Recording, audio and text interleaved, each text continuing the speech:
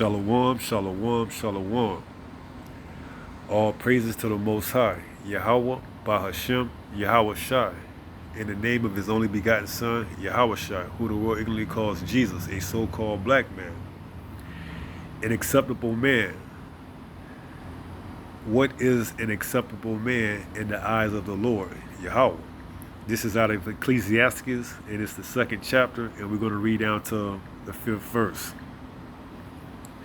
This is verse 1. It reads, My son, if thou come to serve the Lord, prepare thy soul for temptation.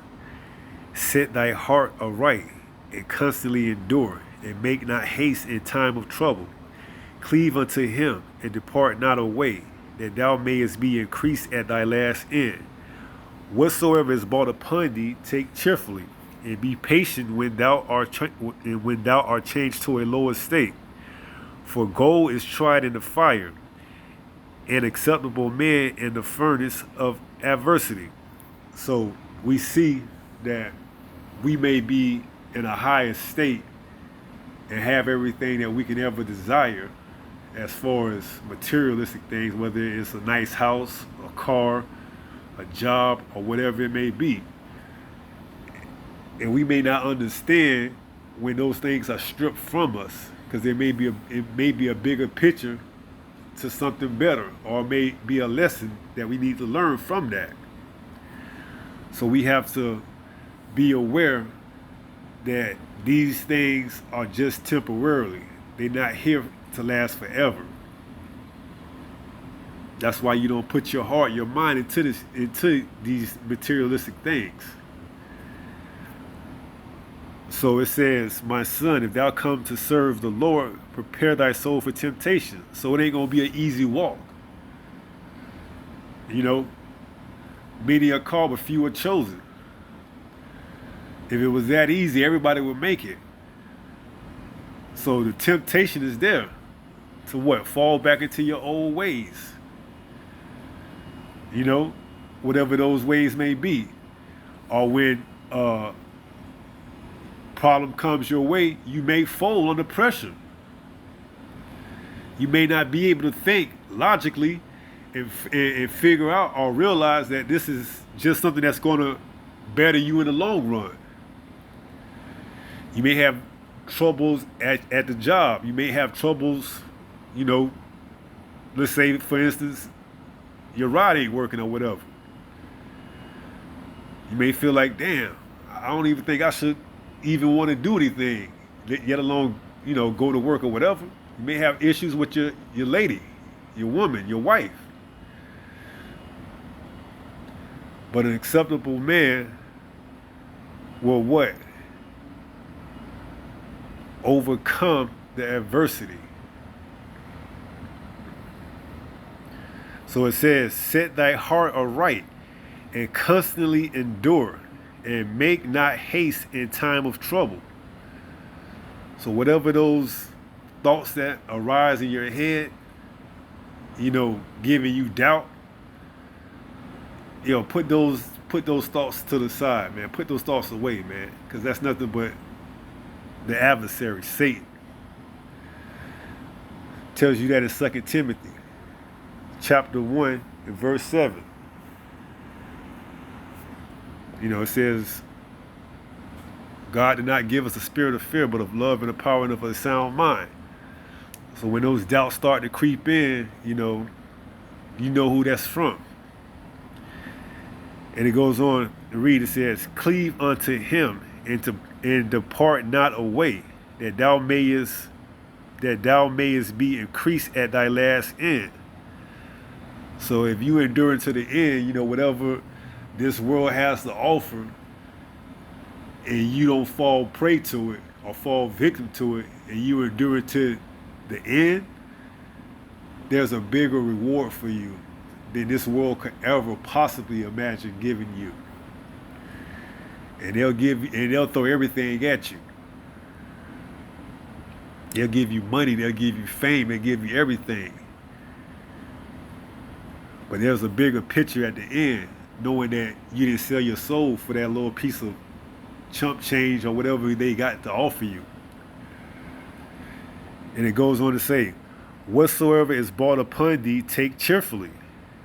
Whatever adversity comes your way, whatever troubles face you, take it cheerfully, man, because it's only temporarily. It ain't going to last forever. And be patient when thou art changed to a lower state, because the transformation is going to make you a better person. Be patient. Don't lose your top. Don't flip out. Just be patient and let it work. There's a transformation taking place. It says, for gold is tried in the fire, and an acceptable man in the furnace of adversity. So if you're an acceptable man, adversity is going to make you even more precious than fine gold, as it tells you in Isaiah. We're going to get that. So the pressure can either make or break you. For gold is tried in fire, for gold is tried in fire, an acceptable man in the furnace of adversity. So if you're an acceptable man, adversity is just another thing you have to go through and endure to the end. So let's go to Isaiah 13 and read that about a fine man. This is Isaiah chapter 13, and we're going to go down to verse number 12. And it goes and it reads, I will make a man more precious than fine gold, even a man than the golden wedge of Ophir. So we see that acceptable man, he's going to be tried and come out and be more precious than fine gold. That's something to think about right there. Even a wedge of Ophir. So seeing how an acceptable man will be in this word until the end, their reward is going to be that they're going to be even more precious than fine gold.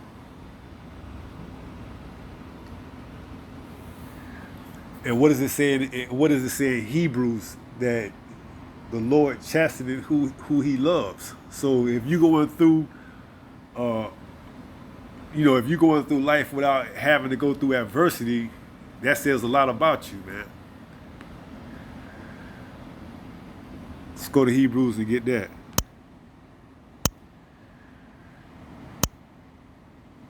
This is Hebrews, and we're going to go to the 12th chapter, and we're going to read verse number 6. It says, for whom the Lord loveth, he chasteneth, and scourgeth every son whom he receiveth. If ye endure chastening, then the Most High dealeth with you as with sons. For what son is he whom the Father chasteneth not? So you understand, he only giving you these scourges, these adversities, because he loves you, man. And he want to keep you from falling victim and falling prey to the adversary. So you may not see it at the time. You may think, well, dang, I'm having a bad week, a bad day, a bad whatever. But you got to really assess the situation, see what's really going on, man. It tells you in Isaiah, the 54th chapter, that what? Let's go there and see it. This is Isaiah chapter 54, and we go down to number 17, and it reads, no weapon that is formed against thee shall prosper, and every tongue that shall rise against thee in judgment thou shalt condemn. This is the heritage of the servants of Yahweh, and their righteousness is of me, saith Yahweh. So we see, it didn't say that no weapons weren't going to be formed against you, but it says they ain't going to prosper. That's key. So yeah, things are going to come against you, But in the end, you through the power of Yahweh, through His only begotten Son Yahweh, are going to oversee those adversities if you are an acceptable man. 2 Timothy 1:7 shows us, better yet, it tells us that what? For the Most High have not given us the spirit of fear, but of power and of love and of a sound mind. That's the key, a sound mind.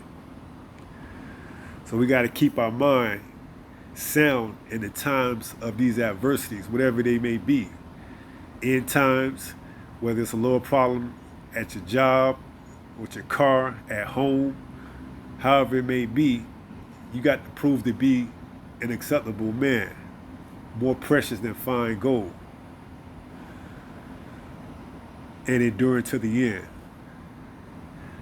So with that being said, we're going to close out in 1 Peter, and we're going to take it from there. 1 Peter chapter 5.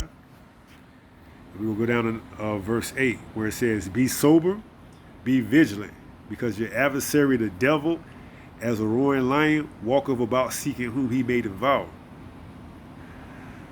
So you got to stay vigilant and be sober, have a sound mind, and just take it easy, man. It ain't the end of the world if something bad happens to you. If you lose a job, if you're having troubles with your car, you can't pay your rent. No weapon formed against thee shall prosper. Didn't say that weapon wasn't going to be formed, but it's not going to prosper.